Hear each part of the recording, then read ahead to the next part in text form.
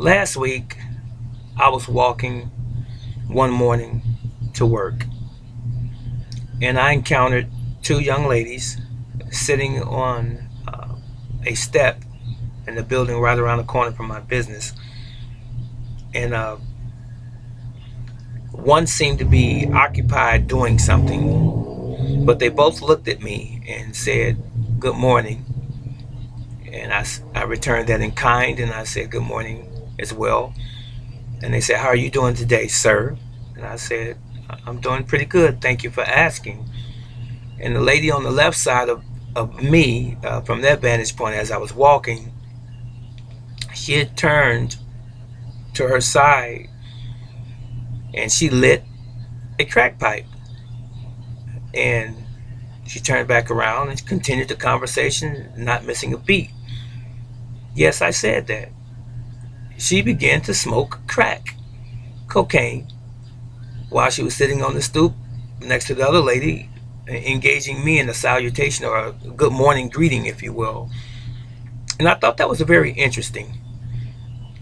Throughout my life, especially being a business owner over the years, I have seen paraphernalia on the ground. I've found crack pipes and needles that people had used in the neighborhood where I had my business early on, that I should say, when I had my business.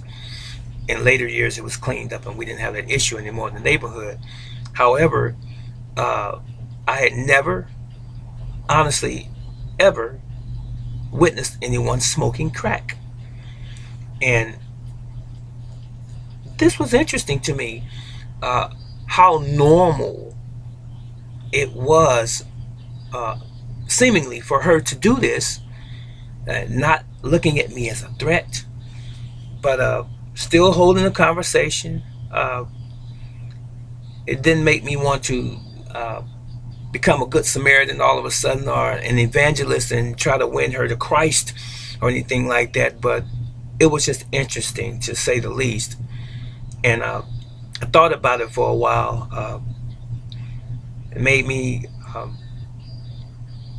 really not embrace, but further acknowledge that this is the world in which we live, and that there are people out here that are hurting. There are people out here that have had some hard goes at it, if you will. They've had hard lives for whatever the reason is, and oftentimes their stories can be very riveting, and can even impact you if you were to hear their stories. And I've heard some stories and been told some things by some of the people that I have encountered in my business, who have frequent my businesses over the years, and it'll make your hair stand up on end.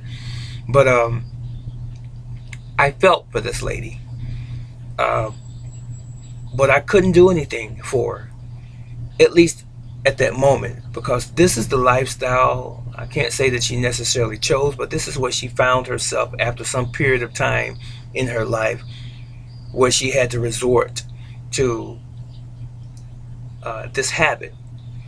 But anyway, not to beat the subject up or a dead horse, uh, I just wanted to make note of that in this particular video and say I saw someone smoking crack, and it affected me on some level. And it's really sad. Uh, do you have someone in your life that you know personally, your family member or a close friend, that has been a victim of drug abuse or even alcoholism for that matter? As much as you possibly can within your power, you should always try to reach out to those individuals that are close to you. At least those individuals. And anyone that's not your family member or a close friend, if you find it a possibility that you can reach out to someone else that you may not even know and try to get them help, or at least entertain a conversation with them, and to see if that you can offer some sort of advice, even, to help them maybe transition from that lifestyle. That would be a beautiful thing.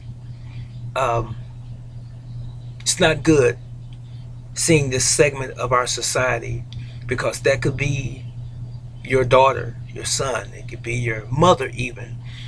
It could be someone very close to you. And I look at it from that standpoint. I don't slough it off, and I don't frown on that behavior, because I know that for everything that we experience in life, there was a reason behind it. There was something that caused it to be that way. And so often in this society, we have a tendency to point the finger and to further victimize those individuals and to criticize them in a negative sense, and vilify and say that they're the scum of the earth, and that they need to get their lives together, and all of those other little cliches people like to use, and all of those other adjectives to describe that type of behavior. But as I said, it could be you. Some of us, it only takes one incident in our lives for us to become homeless. Some people literally are working from paycheck to paycheck. And if they miss one paycheck, they could be out on the streets. And there are some people who are in circumstances that if something goes awry, they could end up smoking crack or taking heroin or some other hard drug or substance. We just never know, because oftentimes we dismiss that situation that we're observing, such as the one that I just mentioned about the young lady, because it's not us. We ignore it. We don't pay attention to it. Well, it's not me. And so we just move on. But what if it were you? What if it were your son or your daughter? What if it was your wife or your husband or your mom or your dad? What if? So pray for those people, but not just pray. If you can find it within your power to do something for those people, do something as well. This is Brother Teacher. What is your take?